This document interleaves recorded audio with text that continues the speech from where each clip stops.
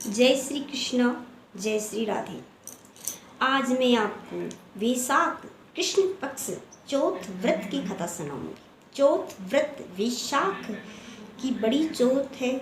इसे संकट चौथ भी कहते हैं और संकट हरण विनायक चौथ भी कहते हैं। भगवान गणेश का स्मरण कर सवेरे सवेरे भगवान गणेश का स्मरण कर माता पार्वती को हृदय में विराज कर भगवान गणेश की पूजा करके गणेश चौथ संकट चौथ का व्रत धारण कर और सवेरे सवेरे निश्चय करें कि आज के दिन में निराहार रह के इस व्रत को करूंगी। यह व्रत स्त्रियों के लिए ही है। इस व्रत से सुख और सौभाग्य की प्राप्ति होती, पौत्र की प्राप्ति होती है। इस व्रत में चंद्रमा को अर्घ्य देकर भोजन किया जाता है। पूरे दिन बिना अन्न खाए कई लोग जल भी नहीं पीते। अगर आप नहीं रह सकते हैं तो स्नान के बाद जल ले सकते हैं। शाम को सूर्य अस्त के बाद में जल नहीं ले सकते और रात को चंद्रमा को अर्घ्य देकर भगवान गणेश का पूजन कर चंद्रमा का पूजन करके ही व्रत खोलें। इस व्रत की कथा इस प्रकार है। एक बार एक साहूकार की बहू, उसके घर में अन्न और धन सब कुछ बहुत था। किसी चीज़ की कोई कमी नहीं थी, परंतु वह पड़ोसियों के घर में जाती तो पड़ोसन उससे पूछती कि बहू आज क्या खाकर आई हो। तब वह पड़ोसन से कहती कि मैं तो बासी कुसी रोटी खाकर आई हूँ। कई दिन बीत गए। एक दिन उसकी पति ने सुन लिया तो उसके पति ने कहा कि तुम ऐसा कैसे कहती हो, हम तुम्हें सब कुछ अच्छे से खाना देते हैं, किसी चीज़ की कोई कमी नहीं है, फिर तुम ऐसा क्यों कहती हो। तब वह कहने लगी कि मैं तो बासा कुसा ही खाती हूँ। उसके पति ने चलो छोड़ दिया, कोई बात नहीं, आगे से मैं ध्यान रखूँगा। दूसरे दिन उसकी माँ ने दोनों बेटे बहू को खाना परोसा। ताज़ा रोटी, दाल, पराठे, सब्जी, पूड़ी, ये सब उनको दिया गया। वो खा पी कर फिर पड़ोसन के घर गई तो पड़ोसन ने पूछा कि तुम आज क्या खाकर आई हो। तब उसने कहा कि मैं बासा कुसा भोजन करके आई हूँ। तब उसके पति को गुस्सा आया और अपनी पत्नी से पूछने लगा, तुम ऐसा क्यों बोलती हो, मेरी माँ तुम्हें किसी चीज़ की कोई कमी नहीं रखती, वह तुम्हें अच्छे से खाना खिलाती है, किसी चीज़ की कोई कमी नहीं, फिर तुम ऐसा क्यों बोलती हो। तब वह बोलने लगी, ना तो आपने कमाया, ना आपके पिता ने कमाया, आपके बुजुर्गों का कमाया है, इसलिए वह बासा कुसाई है। आप कितना भी अच्छा भोजन बनाओ, लेकिन है तो आपके बुजुर्गों का कमाया ही। आप दोनों बाप बेटों ने कुछ नहीं कमाया, तो आपकी कमाई होती तो वो आज की होती। यह पूर्व काल की कमाई है और आप लोग बैठे बैठे खाते हो, तो ये बासा कुसाई हुआ। ये बात सुनकर साहूकार के बेटे को लगा कि ये कहे तो ठीक ही रही है, क्योंकि आज तक मैंने तो कोई काम ही नहीं किया। दूसरे दिन वह रात भर सोचता रहा और सवेरे उठकर अपनी माँ से कहता है कि माँ, मैं तो परदेश कमाने के लिए जा रहा हूँ। तब उसकी माँ बोली कि बेटा, हमारे घर में इतना सब कुछ रखा है, किसी चीज़ की कोई कमी नहीं है, तुम कमाने क्यों जा रहे हो। तब बेटा बोला कि माँ, कुछ न कुछ तो करना ही पड़ेगा, ज़िंदगी भर बैठे बैठे खाएंगे तो अच्छी बात नहीं है। ऐसा कहकर वह परदेश में चला गया। परदेश में गया तो वहाँ पर एक साहूकार एक सेठ के यहाँ नौकरी करने लगा और नौकरी करते करते काफ़ी वर्ष बीत गए। उसने बहुत सारा व्यापार कर लिया और बहुत सारे काम धंधे शुरू कर लिए कि उसे अपने घर वालों की याद भी नहीं आती और वह वहीं रहने लगा। ऐसे करते करते काफ़ी दिन बीत के एक दिन उसकी पत्नी जो पड़ोस में गई थी तो घर में आग नहीं थी, तो भोजन बनाने के लिए आग लेने के लिए गई। तब पड़ोस की स्त्रियां चौथ संकट चौथ व्रत की कथा सुन रही थी और वह उनसे बोलती है कि मुझे आग दे दो। तो कहती कि हम आग तुम्हें नहीं दे सकती, हम भगवान गणेश चौथ माता की कथा सुन रहे हैं, इसलिए हम उठ नहीं सकते। तब वह बोली कि आप किस का व्रत कर रहे हो और किसकी कथा सुन रहे हो। तब उन पड़ोसियों स्त्रियों ने उन्हें उस साहूकार की बहू को सब कुछ बताया कि ये संकट चौथ का व्रत है, इससे क्या होता है। तब एक स्त्री बोली, इससे लाख लक्ष्मी अन्न धन के भंडार भरे और बिछड़े हुए आ मिले, ऐसा इस व्रत का विधान है। तब वह बोली कि मेरे पति को 12 वर्ष हो गए हैं उन्हें यहाँ से गए हुए, अब मैं उनसे मिलने के लिए कहाँ जाऊँ, कहाँ ढूंढूं। अगर मैं चौथ माता का व्रत करूँ तो क्या वो आ जाएंगे। एक स्त्री बोली, हाँ वो अवश्य आ जाएंगे।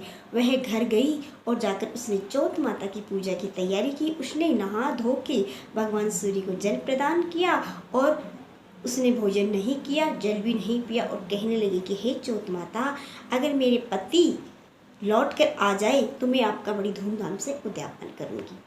ये कहकर वह शाम को चंद्रमा को जब निकलने वाला था तब उसने चंद्रमा को अर्घ्य दिया, माता की जोत जलाई और पूजा की चौथ माता की, गणेश की। तब रात को उसके पति को स्वप्न में ऐसा लगा कि जैसे उसे कोई याद कर रहा है। तब वह उठा, परंतु उसे सोचा कि इतना कारोबार है, काम धंधा है, मैं कैसे करूं। अगली बार जब दूसरी चौथ आई तब उसने व्रत किया तो उसकी सास ने उसे 3 समय खाना दिया। तब वह बोली कि आज मैं क्या करूं। उस दिन तो मेरी सास घर पे नहीं थी, परंतु आज मैं क्या करूं। तब पड़ोसन से पूछ कर आई तो पड़ोसन ने कहा कि 1 समय का तुम गाय को खिला देना, 1 समय को ओठ्याने में गाड़ देना और 1 समय को चंद्रमा का अर्घ्य देकर भोजन कर लेना। उसने इसी प्रकार किया। आगे चलकर जब चौथ माता से उसने अर्ज की तो चौथ माता ने साहूकार के बेटे के स्वप्न में जाकर कहा कि हे साहूकार के बेटे, तुम सो रहे हो या जाग रहे हो, तुम्हारी पत्नी तुम्हें याद कर रही है, तुम्हें यहाँ आए हुए 12 बरस हो गए, तुम्हें जाना चाहिए। ये सुनकर वह बोला कि मैं कैसे जाऊँ, जाना तो मैं भी चाहता हूँ, परंतु मेरे काम धंधा इस प्रकार उलझा हुआ है कि मैं 1 मिनट भी दुकान छोड़ नहीं सकता। तब चौथ माता बोली कि तुम चौथ माता के नाम का दीपक जलाकर दुकान पर विराजमान कर देना और जो तुम्हें लेने वाले होंगे पैसा वो तो ले जाएंगे और देने वाले होंगे वह तुम्हें पैसा दे जाएंगे। उसने दूसरे दिन नहा धो कि भगवान गणेश की पूजा की और चौथ माता के नाम की जोत जलाई और दीपक जलाकर भगवान को विराजमान करके कहा कि आज मेरे सभी संकटों का नाश हो जाए। तब उसके जितने भी लेने वाले थे सब आकर 1 दिन में ही ले गए और देने वाले थे वो सब दे दिए। उसके पास बहुत सारा धन हो गया और वह धन लेकर अपनी माँ बाप के पास गया, जाने के लिए तैयार हुआ। रास्ते में वह कई दिनों से थका हारा पैदल ही आ रहा था। एक जंगल से निकल रहा था, वहाँ पे कड़ी धूप थी, वैसाख का महीना था और वहाँ पर चलते चलते वह थक गया, भूख प्यास से तड़पता हुआ, पसीने में लथपथ उसी रास्ते से जा रहा था जिस रास्ते से एक सर्प निकल रहा था। वह सर्प जलती हुई अग्नि की तरफ जा रहा था। तब साहूकार के बेटे को लगा कि देखो ये एक जीव है, एक प्राणी है, ये सांप है, अगर ये अग्नि में चला गया तो ये जल जाएगा। मैं मनुष्य होकर इस तरह इस धूप से ही जल रहा हूँ तो अगर अग्नि में जल जाएगा तो मुझे बड़ा पाप लगेगा, क्यों नहीं मैं इसे यहाँ से हटा दूँ।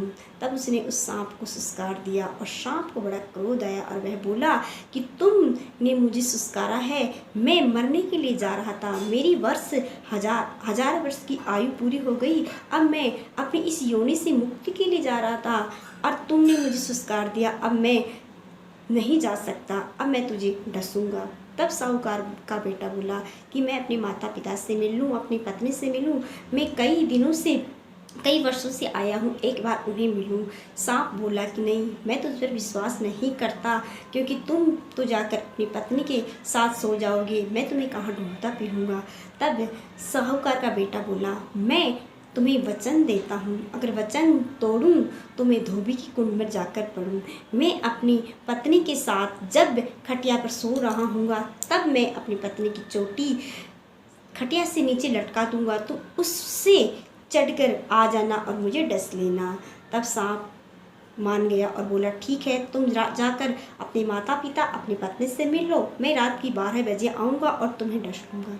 इस प्रकार वचन देकर वह घर आया तो उदास हो गया, बेचैन सा था। माँ बाप से मिला, अपनी पत्नी से मिला, सभी रिश्तेदारों से मिला, परंतु गुमसुम था। तब माँ बोली, बेटा क्या बात है, तुम इतने गुमसुम क्यों हो, तुम्हें क्या तकलीफ है। वह कुछ नहीं बोला कि शायद मैं तो आज का ही हूँ। अपने माता पिता को ऐसी बात बताकर उन्हें चिंता में क्यों पटकूं। उसने कुछ नहीं कहा। रात को मोहल्ले में सोने के लिए चला गया। तब पत्नी उसके सामने आकर बोली कि आप इतनी चिंता में क्यों बैठे हो, क्या बात है, कुछ हुआ है तो मुझे बताइए। आप 12 बरस से आए परंतु आपके मुख पर प्रसन्नता नहीं है। तब साहूकार का बेटा बोला कि मैं तुम्हें क्या बताऊं, मैं बता नहीं सकता कि मुझ में क्या बीती है। तब पत्नी उसके पीछे पड़ गई। मुझे बताइए, जो भी बात है आप मुझे बताइए। तब है बोला कि मैं अभी 12 बजे तक का ही हूँ, 12 बजे बाद में मैं इस दुनिया में नहीं रहूँगा। वह बोली ऐसा क्यों? तो उसने सारी बात अपनी पत्नी को बता दी। तब पत्नी बोली कि आप आराम से सोइए, दुश्मन सांप आएगा तो वह पहले मेरे सामने आएगा, अब मैं उसे संभाल लूँगी। तब वह पति को लगा कि शायद ये ठीक कह रही है, इसके होते हुए मुझे क्या हो सकता है। वह थका हुआ था, वह सो गया। पत्नी ने जतन किया कि मैं क्यों नहीं अपनी जोत माता की जोत जलाकर उनसे अर्ज करूं, वे मेरे पति को लंबी आयु दे और उन्हें इस संकट से बचाए। तब जोत माता की और भगवान गणेश का आह्वान किया, उनकी जोत जलाई, उनका दीपक जलाया और कहा कि हे जोत माता, मैंने तुम्हारे 2 ही व्रत किए हैं, एक कार्तिक और एक वैशाख। वैशाख का चौथ का व्रत पूरा होते मेरे पति आए हैं, परंतु इन्हीं के सर पे मृत्यु सवार है। आज इस मृत्यु को टाल दोगी तो मैं तुम्हें हमेशा हमेशा के लिए धारण कर लूँगी और मैं समझूंगी कि तुमसे बड़ी इस संसार में कोई नहीं है देवी। ये कहकर उसने कहा मैं जतन करती हूँ, अब कुछ न कुछ मुझे करना ही पड़ेगा। उसने माली की 7 पेड़ियों को साफ किया और उन पर अंतर छिड़क कर पहली पेड़ी पर उसने दूध का कटोरा रखा, दूसरी पेड़ी पर उसने दही का कटोरा रखा, तीसरी पेड़ी पर उसने गेहूं के आटे का लोथड़ा रखा, चौथी पेड़ी पर उसने बालू रेत बिछाई, 5वीं पेड़ी पर उसने पुष्प रखे, 6ठी पेड़ी पर उसने अंतर रखा और 7वीं पेड़ी पर उसने चौथ माता के अक्षत और पिंडिया रख दिया। इस प्रकार वह जतन कर कर और चौथ माता का नाम धारण कर कर अपने पति के पास जाकर सो गई। नाग देवता आए, सर्प आया तो पहली पेड़ी पर जब उसने दूध का कटोरा देखा तो वह उसे पी गया और कहने लगा, हे साहूकार की बेटी, हे साहूकार की बहू, तुमने जतन तो बहुत अच्छा किया, परंतु मैंने वचन दिया है मैं तुम्हारे पति को डसूंगा, तुम कितना भी कुछ भी कर लो। उसने आनंद से वह मगन हो गया।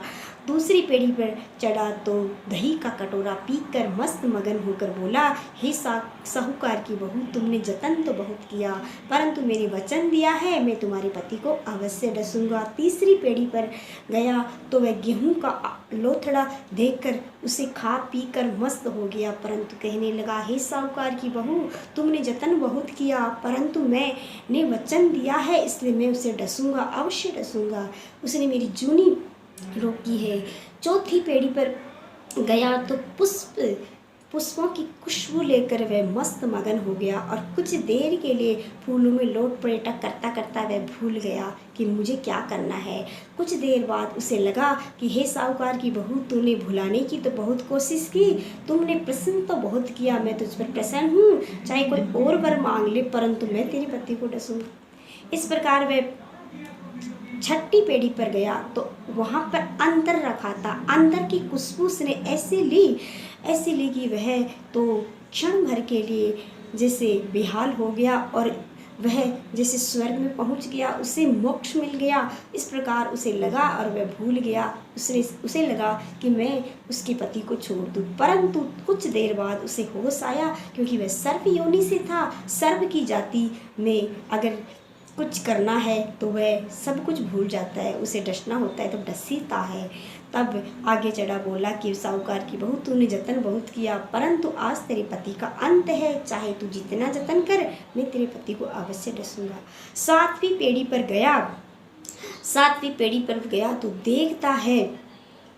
देखता है चौथ माता के अक्षत और पिंडिया पड़े हैं। तो चौथ माता के अक्षतों के तो पिंडियों की ढाल बन गई और ढाल बनकर तलवार बन गई अक्षतों की, और आकर नाग देवता के मुख पर पड़ी।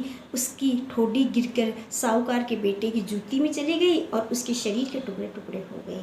इस प्रकार वह जूती में जाकर बोला कि हे साहूकार की बहू, तुमने जतन तो बहुत किया, परंतु जब वह जूती पहनेगा तब मैं उसे डसूंगा अवश्य। साहूकार की बहू जब से उसका पति परदेश चला गया था वह धर्मात्मा हो गई थी। उसने सभी व्रत किए, सभी पूजा पाठ किए अपने पति को वापस बुलाने के लिए, और उसने कीड़ियों का कीड़ी नाल भी सींचा। कीड़ी नाल सींचा उसने, अन्न और धन का भंडार पाया और अपने पति को भी पाया। कीड़ी नाल में जो कीड़ियों की रानी थी वह जाग उठी रात के 12 बजे और बोली, हे कीड़ियों, हे चींटियों, आज हमारा भरण पोषण करने वाली देवी है उसके ऊपर बड़ा संकट है। उसके पति को नाग देवता डसना चाहता है। आज हमें उसकी रक्षा के लिए चलना होगा। वह अपनी सभी सखियों को साथ लेकर बड़ी कीड़ी छोटी कीड़ियों को लेकर आई और साहूकार के महल पे चढ़कर उसकी जूती पे जाकर उस सांप के सिर को छिन्न छिन्न कर दिया, उसे खोद दिया, छेद दिया। इस प्रकार सांप देवता नष्ट हो गए, समाप्त हो गए, मर गए, उनकी मृत्यु हो गई। अब साहूकार की बहू ने सब जतन देखा और वह ये देखकर वह चौथ माता और भगवान गणेश को प्रणाम करके उसका शुक्रिया अदा करके सो गई। सवेरे उसे नींद आ गई क्योंकि रात भर जाग रही थी। उसका पति भी सो रहा था, थका हो रहा। सवेरे उसकी बहन आई और अपने भाई को जगाने के लिए बोली कि मेरा भाई आया है परदेश से, मैं उससे मिल लूँ। तब साहूकार की बहू बोली कि बेटी वह ऊपर महल में सो रहा है, उसे जगा के ला। वह जगाने जाती है तो सातों पेड़ियों पर खून ही खून हो रहा है। वह देखकर रोने लग जाती है कि पता नहीं क्या हुआ है, ये सब क्या हो रहा है। उसके माँ बाप, उसकी बहन रोने लगी। रोने की आवाज़ सुनकर सभी अड़ोस पड़ोस वाले आ गए और उसका भाई और भाभी भी जाग कर सबसे ऊंची पेड़ी पर खड़े होकर बोले कि हम तो बिल्कुल ठीक है, परंतु जो हमारा दुश्मन था उसकी मृत्यु हो गई, इसलिए बुलाइए किसी मिस्त्री को और यहाँ पे पेड़ियों को दुफाइए और हमें गाजे बाजे से नीचे उतरवाइए। इस प्रकार सभी प्रसन्न हो गए, बहन भी प्रसन्न हो गई। पेड़ियों को दुफाया और गाजे बाजे से उन दोनों को नीचे उतरा गया। तब दोनों पति पत्नी अपनी माता पिता के चरण छूते हैं। तब वह कहती सुख सौभाग्यवती भाव। अब साहूकार ने बोलती है कि मैंने तो आज तक कोई धर्म नहीं किया, कोई पुण्य नहीं किया, किसी को दिया तो कम दिया और किसी से लिया तो ज़्यादा लिया, और कुछ कमाया माया नहीं। मेरा बेटा ही कमाने गया था तो उस पर इतना बड़ा संकट आया और वह भी टल गया। पता नहीं भगवान ने किस पुण्य का प्रभाव ये दिखाया है। तब साहूकार की बहू बोली कि हे माता जी, मैंने संकट चौथ माता का व्रत किया है, इसी के प्रभाव से चौथ माता की मैंने कल जोत जलाई और रात भर मैं चौथ माता से अर्ज करती रही, उसी ने इस संकट को टाला है। तब साहूकारनी बोली तुम ऐसा कैसे कर सकती हो, मैंने तो आज तक तुम्हें कोई व्रत करते नहीं देखा, तुम्हें 3 समय खाने के लिए देती हूँ, फिर तुमने व्रत कब किया। तब उसने कहा ठीक है मैं आपको बताती हूँ। वह गाय के पास जाती है और गाय से हाथ जोड़कर प्रणाम करके बोलती है हे गैया मैया, मैंने व्रत रखा है वैसाखी चौथ माता का, इसकी तुम साख भरती हो क्या। तब गाय ने मुख हिलाकर हाँ में जवाब दिया और उसके मुख से हीरे और मोती झड़ने लगे। साहूकारनी समझ गई कि इसने गाय को भोजन खिलाया है। दूसरी बार वह ओठ्याने के पास जाकर बोली कि हो ओठ्याने देवते, जहाँ पे बर्तन साफ करती थी पहले की स्त्रियाँ मिट्टी से उसे ओठ्याने बोलते थे, तो ओठ्याने में जाकर बोलती है तो ओठ्याना खोद कर देखती है तो वहाँ पर भी हीरे और मोती निकल आए। हीरे मोती देखकर उसने भी साख भर दी। तब वह सास और बहू दोनों कहती कि हे चौथ माता, मैंने इस संकट चौथ का व्रत करके अपने पति के प्राण बचाए हैं, सभी स्त्रियों इस व्रत को करे उसके प्राण बचाना। तब साहूकार कहने लगी कि हे बहू, मैंने आज तक कोई धर्म नहीं किया, तुम्हारे इस व्रत के प्रभाव से मेरे बेटा बच गया, मैं तुम्हें प्रणाम करूं कि तुमने ऐसा करके दिखलाया। तब साहूकार की बहू बोली ना सासू माँ, मैं आपकी बहू हूँ, मैं ही आपके चरणों में गिरूंगी और मैं ही आपकी सेवा करूंगी। तब बेटे बहू ने अपने माता पिता का आशीर्वाद लिया, अपनी बहन का आशीर्वाद लिया और सारे गांव में हिलो पड़ा दिया कि सब स्त्रियां अपने पति के लिए, अपने बेटे के लिए, और जिसके यहाँ कोई ना हो अपने दीदे गोडे के लिए, संकटों का नाश करने के लिए संकट चौथ, वैशाखी चौथ का व्रत करे और चंद्रमा को अर्घ्य देकर भगवान गणेश का पूजन करे, चौथ माता की जोत जलाए और व्रत रखे। हो सके तो बिना जल के, ना हो सके तो जल पीकर इस व्रत को करे, जिससे सभी संकटों का नाश होता है। जैसे साहूकार की बहू के पति को संकटों से मुक्ति मिली, उस प्रकार सभी को संकटों से मुक्ति दिला ना है चौथ माता। तो ये थी चौथ माता, वैशाखी चौथ माता व्रत की कथा। यह आपको कहानी कैसी लगी? अच्छी लगी तो मेरे चैनल को लाइक करिए, शेयर करिए, सब्सक्राइब करिए। जय श्री कृष्णा, जय श्री राधे।